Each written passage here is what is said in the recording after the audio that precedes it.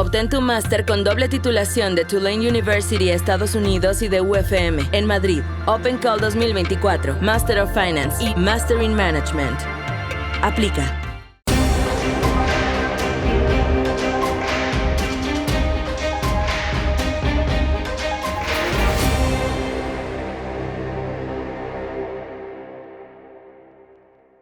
Hola a todos y bienvenidos a Money and Markets.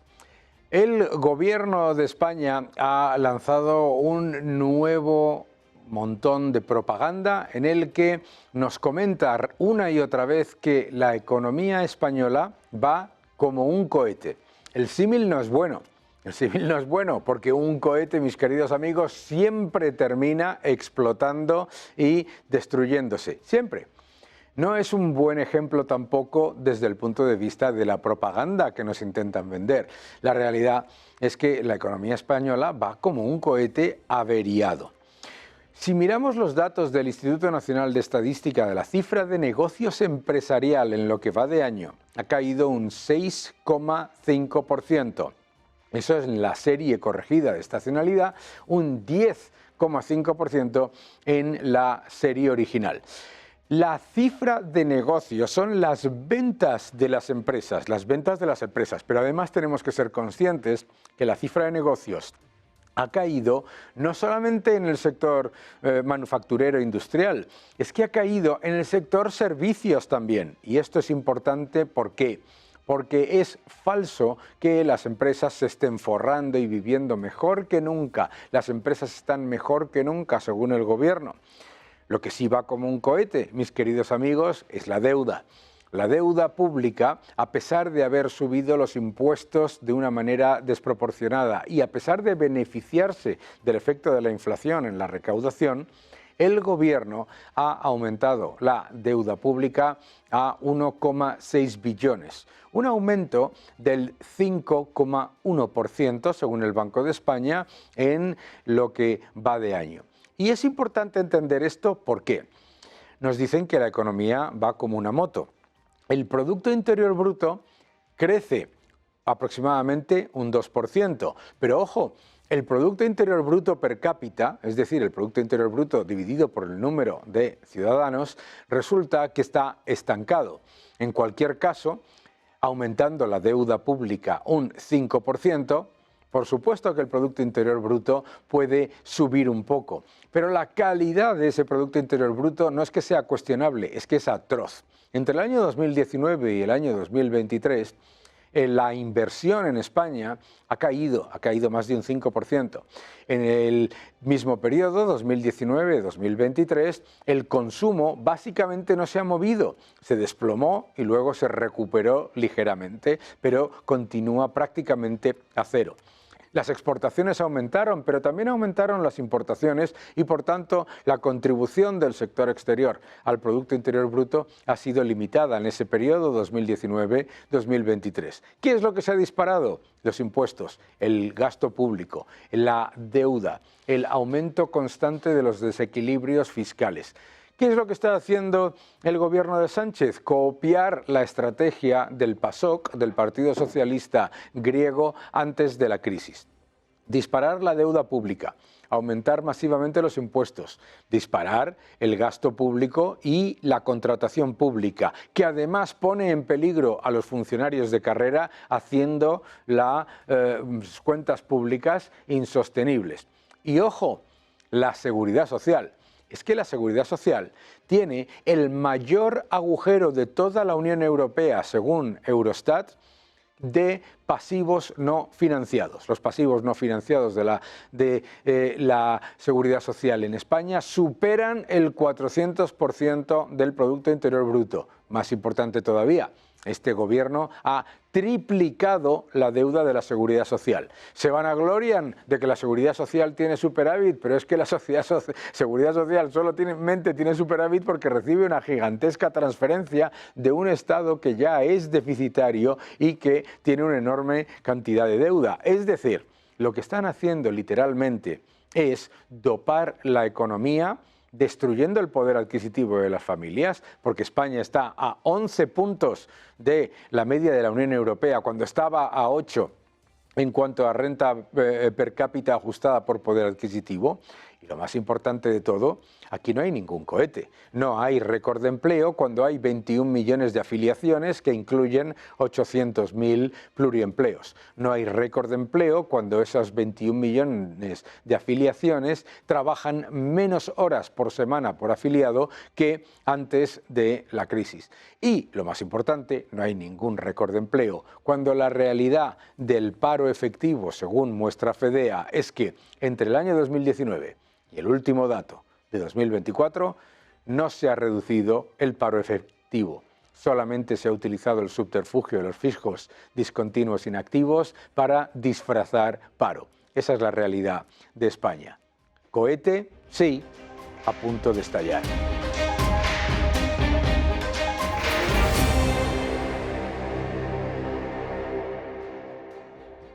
Cuando hablamos sobre la situación de España, de las empresas, de la economía y de la batalla cultural, pero por Dios, qué mejor persona que mi buen amigo Marcos de Quinto, que además de ser una persona que conoce la empresa mejor que nadie, que tiene un libro maravilloso sobre el tema que todos tenéis que comprar, debéis también seguirle porque es el presidente de Pie en Pared, que es la asociación en la que estamos defendiendo la batalla cultural. ¿Cómo estás, Marcos? Bueno, pues muy bien, pero secretario. Secretario, bueno, es secretario. Bueno, no pasa nada. Bueno. Aquí, como decíamos sí. Siempre, hay que equivocarse en la graduación por arriba. La graduación siempre para arriba. Además te lo mereces, además te lo mereces. Marcos, vamos a hablar sobre esto de la batalla cultural porque hemos tenido una semana absolutamente increíble en la que hemos visto pues cómo ha llegado Milei a España y de repente se ha creado un revuelo tremendo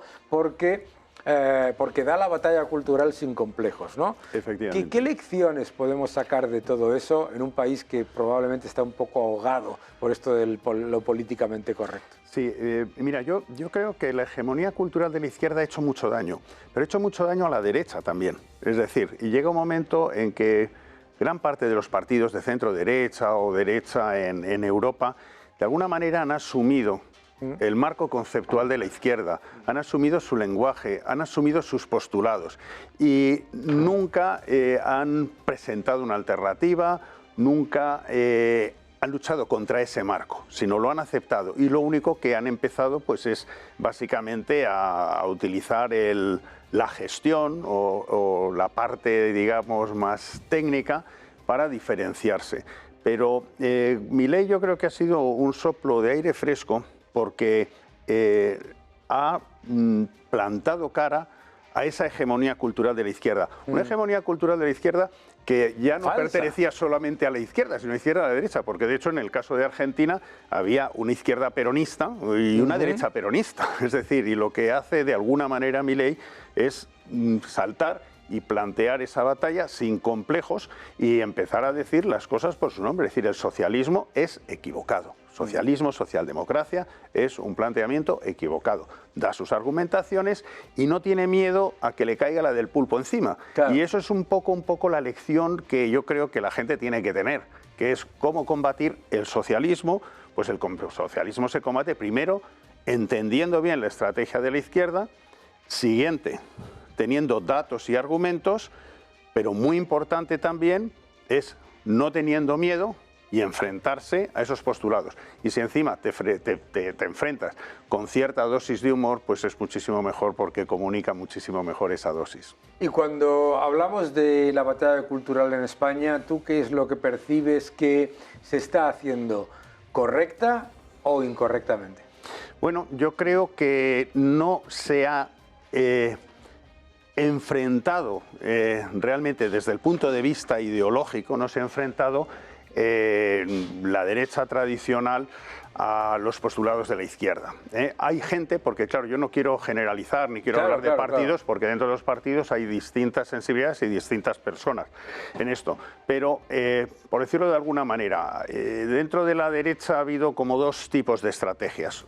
Una, que en vez de combatir al socialismo y al nacionalismo, lo que se ha hecho es, porque combatir al socialismo requiere tiempo, esfuerzo y argumentación. Claro. Es decir, imagínate por un momento que fueras socialista, y no te quiero ofender, a un liberal como tú, pero si fueras socialista y yo te tuviera que convencer que ser socialista es una estupidez, tendría que esforzarme, gastar tiempo, convencerte y argumentación.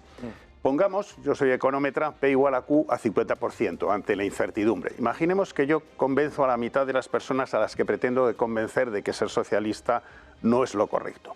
Pues de esa mitad, una mitad muy probablemente me odiaría, porque diría, ha tenido que venir Marcos y me ha convencido de que llevo siendo tonto durante toda mi vida. Y entonces solamente un 25 a lo mejor diría, oye, pues gracias por haberme abierto los ojos. Entonces, eso es un tema que cuesta y que requiere esa confrontación ideológica y esa argumentación. Pero hay gente de la derecha que le es más fácil, en vez de hacer ese trabajo, decir, bueno, mira, yo la verdad es que también soy un poquito socialista. Claro. O, mira, yo es que también soy un poquito nacionalista. De esa manera es efectiva, porque ganas votos, pero nunca haces ganas esa educación que a veces requiere la sociedad para sacarla del hoyo en el que la hegemonía de la izquierda le ha metido. Entonces, lógicamente, te encuentras que gente trabaja más esto, independientemente de los partidos. Es decir, hay partidos, es decir, yo no quiero decir que si el PP hace una cosa u otra, pero sí hay gente que tiende a coger esta vía más sencilla y menos educativa, y hay otra gente que sí hace esa labor educativa desde la derecha. Y a mí lo que me parece que es peligroso es que mientras se abandona la batalla de las ideas y mientras se abandona la batalla cultural, o se cae en esa estrategia cómoda de decir, bueno, ¿sabes lo que te digo? Que voy a mirar hacia otro lado esperando que lo que son ideas que nunca funcionan, no funcionen, y por lo tanto, por lo menos a mí no me afecta, ¿no? Y eso ha sido un poco lo que ha pasado en la Unión Europea.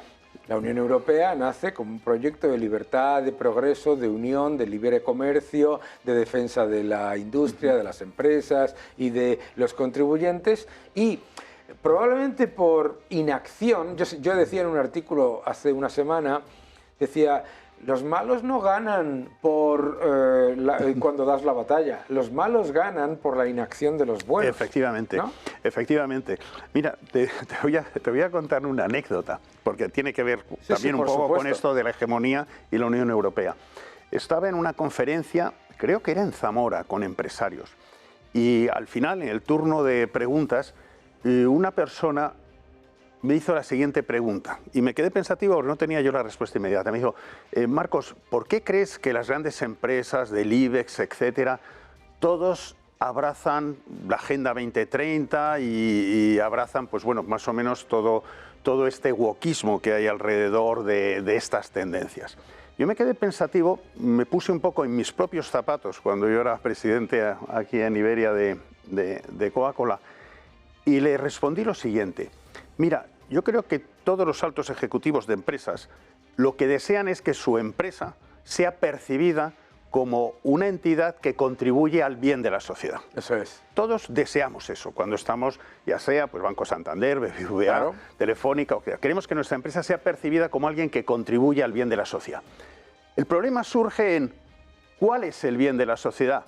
Si el modelo que dice esto es lo bueno para la sociedad es un modelo que lo ha creado la izquierda y la derecha no ha hecho un modelo alternativo, pues entonces la gente asuma el modelo existente.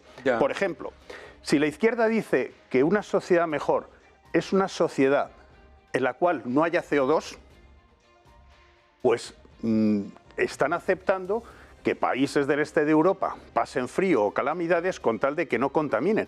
Yo a lo mejor el modelo alternativo, una sociedad mejor, es en aquella en que la gente no pase frío en invierno en los países del este. Pero ese modelo hay que hacerlo, porque además una sociedad sin CO2, en estos momentos el porcentaje de CO2 en la atmósfera es el 0,04 y si bajáramos al 0,02 se morirían las plantas. Es decir, es un disparate. Pero ese modelo alternativo no existe.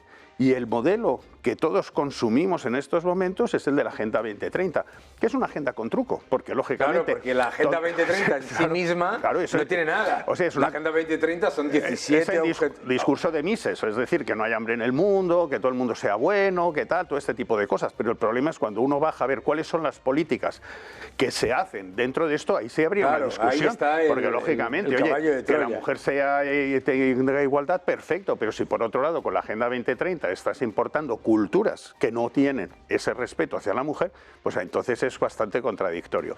Pero este es el tema, cuando me estabas hablando de Europa, es ¿qué es Europa? Porque Europa, es decir, yo creo que todos la defienden, incluso aquellos partidos que algunos acusan, es que no son pro-europeos, son pro-europeos, lo que pasa es que quieren a lo mejor en un modelo de Europa que es distinto al que tenemos. Pero en estos momentos llega un momento en que uno piensa, ¿quién ha decidido esto? Por ejemplo, ¿quién decidió que los coches eléctricos, que además es muy contaminante su producción, muy ineficiente, que en estos momentos ha habido coches que han explotado en los barcos mientras se transportaban? Es decir, todo esto, ¿quién lo ha decidido? ¿Se ha votado en los países? ¿Se ha hecho el harakiri la industria? Parece ser que Alemania ahora está retrocediendo en esto, porque no ha habido un debate realmente sobre esto. Entonces, al final, creo que hay gente que incluso sospecha que organizaciones globalistas o gente en Davos que no ha sido votada por ningún lado, de alguna manera marcan agendas dentro de nuestras estructuras de Europa que luego al final permeabilizan a los países. Y dices, no, yo creo que debería salir de los países y de lo que es realmente la soberanía europea que viene de los ciudadanos, que digan arriba qué es sobre lo que hay que regular y lo que no hay que regular. Sí, pero yo creo que no es ni eso, yo creo que es que, fíjate, no es ni eso, porque muchas veces en el debate se genera la idea de, bueno, es que esto lo está imponiendo un grupo de personas directamente. Y resulta que no. Y resulta que dices, pero si ninguna de estas personas, yo he estado en Davos 5 veces, ¿no? Nunca, no están imponiendo nada. ¿Qué es lo que está pasando? Lo que está pasando es que hay una serie de gente, como tú bien decías, que está vendiendo su agenda y el resto no actúa. Y el resto mira hacia otro lado, ¿sabes? Claro, como tú bien dices, pues una empresa del IBEX 35 mira los 17 puntos de la Agenda 2030 y dice, los firmo yo, lo firma Marcos, lo firma todo el mundo. El problema no son los 17 puntos, sino las políticas que van detrás. ¿Y quién ha creado esas políticas? No ha venido de las empresas ni de grandes sectores de poder. De donde ha venido es precisamente de esos grupúsculos que son una minoría pero hacen más ruido. Claro, pero muchas veces es lo que siempre se dice, que el camino al infierno está empedrado de buenas intenciones, porque totalmente. De repente dentro de esas regulaciones europeas, pues digo, por poner otro ejemplo, es decir, a nuestro campo, a nuestra agricultura, incluso a nuestra ganadería, pues lógicamente se imponen determinado tipo de regulaciones bajo el precepto de vamos a proteger a los consumidores y entonces vamos a impedir estos fertilizantes o estos piensos o estas vacunaciones o esto o tal. Vale, perfecto. Pero si luego hay otra agenda por otro lado de comercio libre, no sé qué, no sé cuántos, pues te puedes encontrar que ambas decisiones separadas te están haciendo que tú tengas que competir tu producción europea con gente que no está sometida a esas restricciones y que en estos momentos pues, puede competir a precios distintos. Entonces, al final, el que no exista realmente una visión total sobre qué es lo que queremos y tal, y que puedan existir estas contradicciones, pues llegan momentos donde se generan muchísimas tensiones y de alguna manera hay un sentimiento de que nos hacemos el harakiri, porque Europa... Yo creo que ya ni es un sentimiento. es que sucede que estamos en un momento geoestratégico, estamos en un momento muy complicado internacionalmente. Y vemos por un lado eso, el eje Rusia, China, Irán, y en algún momento Europa, con ese buenismo, pues bueno, hemos estado dando pasos hacia atrás, es decir, básicamente una desmilitarización total, porque los presupuestos militares pues, se han reducido en todos los países, hemos tenido este buenismo de apertura de fronteras y tal, que dices apertura de fronteras para que se hagan de oro los de las mafias, por lo menos entonces cobramos nosotros los 5.000 euros o los 3.000 euros a los de las pateras y no que se los queden los otros, digo, por lo menos que reduciríamos algo de deuda. Pero todo este tipo de cosas nos han llevado a una situación donde que tenemos que replantearnos nuestro papel y tener nuestra propia defensa y tener una visión que no sea de este buenismo que al final se nos está volviendo en nuestra contra. Totalmente, absolutamente. Por eso hay que dar la batalla cultural y por eso es tan importante que todos los que estáis viendo este programa sigáis a Marcos de Quinto, sigáis todo lo que escribe, que además es muy importante y muy relevante, ¿eh? Y es muy importante que sigamos cada uno poniendo nuestro pequeño granito de arena. Mil gracias por venir, ya sabes que estás en tu casa, Marcos. Un placer. Hasta la próxima. Un placer, Dani.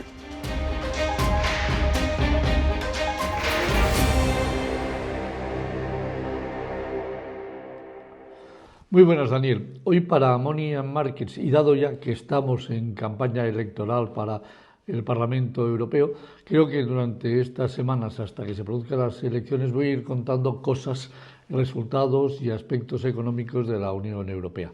Hoy lo que quiero contarle a todos los espectadores de Money and Markets es qué es lo que ha pasado con los 10 sectores económicos que componen la economía de un país, empezando desde la agricultura, pasando por la industria, la construcción y los otros 7 sectores que componen el área de servicios.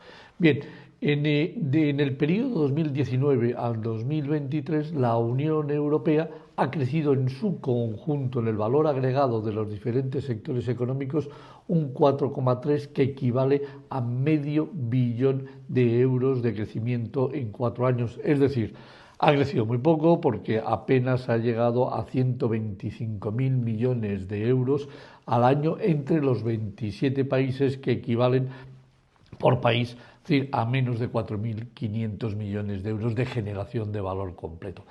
Hay algunos aspectos muy negativos de lo que ha pasado y algunos aspectos positivos y que quiero sobre todo hoy recalcar. Los aspectos negativos, la agricultura. La agricultura, debido a la implantación del Pacto Verde, se ha reducido su valor agregado total en este periodo de 4 años en un 2,5% y ya solo representa un 1,6% sobre el total del valor agregado en Europa.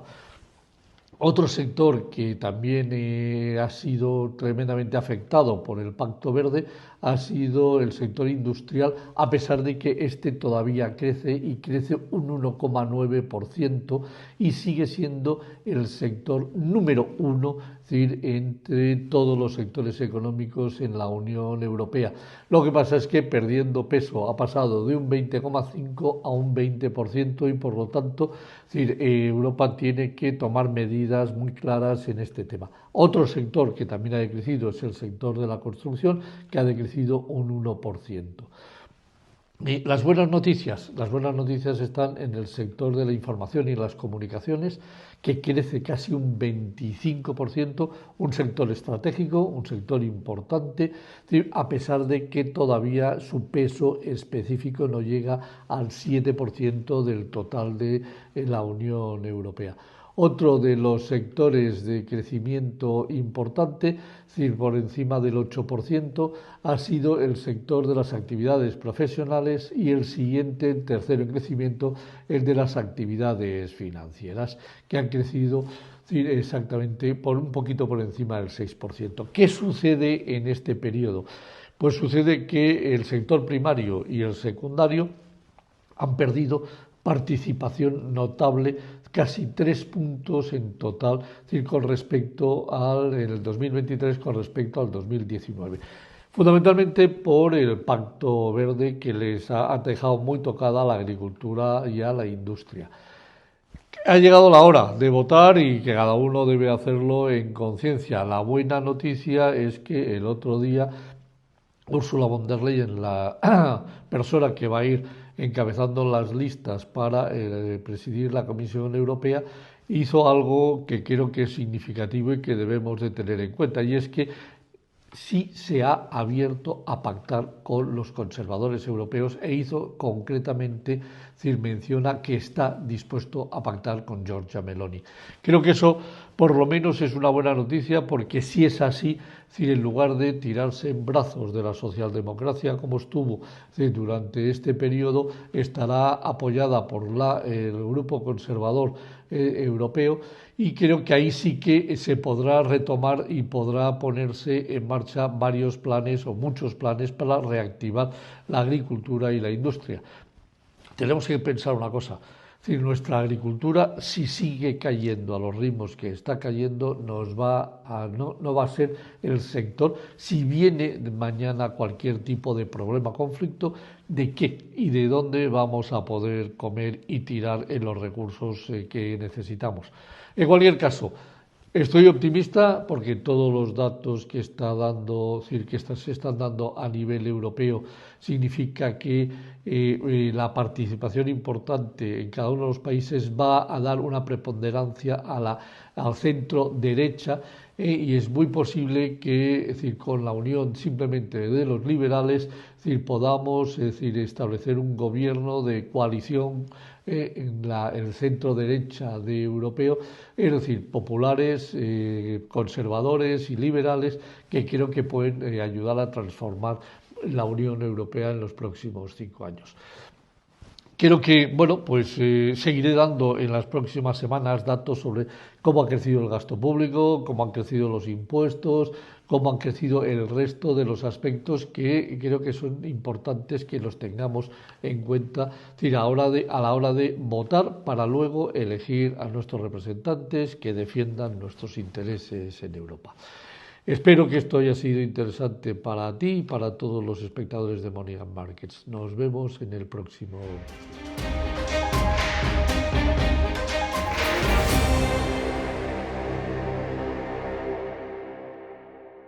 En este programa siempre ponemos un grupo de gráficos que nos muestran la realidad de la economía y por qué el mercado puede estar demasiado complaciente con algunos datos macro.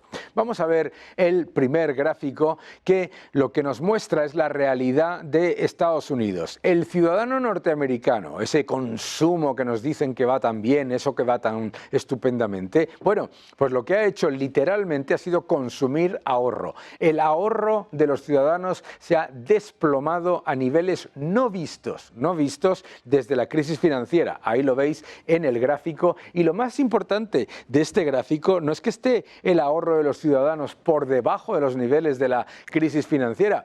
Eso no significa que vaya a haber una crisis financiera, significa que es perfectamente comprensible por qué el ciudadano norteamericano no considera que la economía es fuerte, de hecho considera que la economía va muy mal, con toda la lógica. Vamos a ver el siguiente gráfico, porque es otro elemento esencial.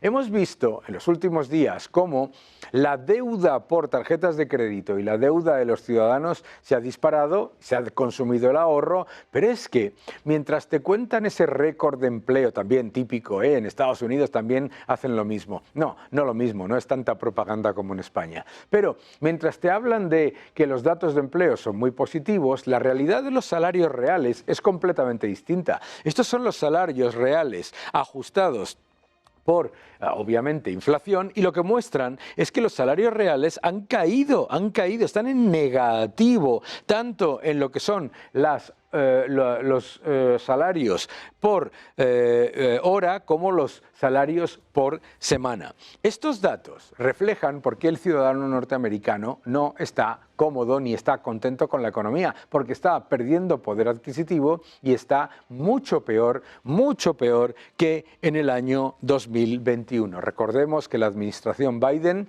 encontró la economía ya en expansión. Ojo, no pilló ninguno de los efectos negativos de la crisis del COVID. Vamos al siguiente gráfico, porque también nos dice algo que me parece preocupante como mínimo, o por lo menos para prestarle atención. Se disparan los impagos de los ciudadanos. Estamos viendo cómo en las tarjetas de crédito el nivel de impagos se ha disparado, está muy lejos de los niveles de la crisis de 2008, pero ojo, es que se ha disparado, y se ha disparado por encima de los niveles del año 2017. Lo mismo para las hipotecas, no tan agresivo porque obviamente en Estados Unidos tienes la ventaja de que mucha gente lo que ha estado es comprando casas con un porcentaje mayor de ahorro que de deuda y, ojo, también en los préstamos por vehículos. Pero la clave es ese aumento brutal del impago en las tarjetas de crédito. Atención a esos factores, 3 factores: salarios reales, impago de deudas y, por supuesto, consumo de ahorro a la hora de seguir creyéndose ese espejismo de la economía norteamericana y el consumo. Vamos al siguiente gráfico. En el siguiente gráfico lo que muestra es algo muy evidente. Todo esto es porque se está destruyendo el dinero. Se está destruyendo el dinero por parte de los gobiernos. Ese déficit brutal de Estados Unidos es literalmente imprimir dinero y, por lo tanto, destruir el poder adquisitivo. Y no es extraño, por lo tanto, que el índice de bonos esté haciéndolo tan mal, como lo veis en rojo, comparado con el oro y con el S&P 500. Normal. Destrucción monetaria, señores. Destrucción monetaria, lo que llevamos diciendo en este programa desde que lo lanzamos. Vamos al último gráfico, porque en este hablamos un poco de la Unión Europea, de la eurozona. En la eurozona, datos aparentemente positivos. Los PMIs de la eurozona parece que rebotan y son realmente, pues por lo menos dan un poco de esperanza. Bueno, esperanza poca. Lo que estamos viendo aquí literalmente es un rebote de gato muerto en los PMIs de libro. De hecho, ninguno de estos datos de PMI, que además reflejan que el sector manufacturero sigue en contracción, ninguno de esos datos refleja algo diferente al estancamiento que ya descuenta el mercado. Seguid defendiendo la libertad.